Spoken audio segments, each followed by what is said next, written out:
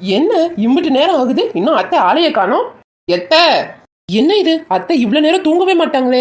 அத்தை என்ன மருமவளே? என்னாச்சு அத்தை? ஏன் இப்படி படுத்துக்கிட்டு இருக்கீங்க? என்ன பண்ணுது?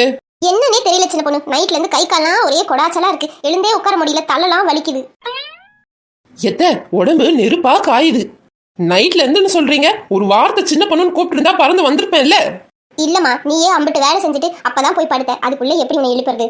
சரி சரி இருங்க, இதோ வரேன். அத்தை எழுந்து இந்த மாத்திரை போடுங்க. இருங்க, நான் போய் உங்களுக்கு சூடா இஞ்சி கசாயம் வச்சு கொண்டாரேன். எல்லாம் சரியா போயிடும். எத்த ஏன் அழுகுறீங்க? ஹாஸ்பிட்டல் கிளம்புவோமா இப்பவே? வேணாம் மருமவளே, உன்னை நான் எவ்வளவு பேசிருப்பேன். எனக்கு ஒண்ணுன்னா இப்படி பதறி போய் வரியே. என்ன மன்னிச்சிரு சின்ன பொண்ணு. அட சும்மா இருங்க அத்தை. மாமியார் மருமகனா சண்டை போடுறதெல்லாம் சகஜம்தான். அதுக்குன்னு உங்களுக்கு ஒண்ணுன்னா நான் வேடிக்கை பார்த்துக்கிட்டு இருப்பேனா? நாளைக்கு எனக்கு எதனா ஒண்ணுன்னா நீங்க பார்க்க மாட்டீங்களா?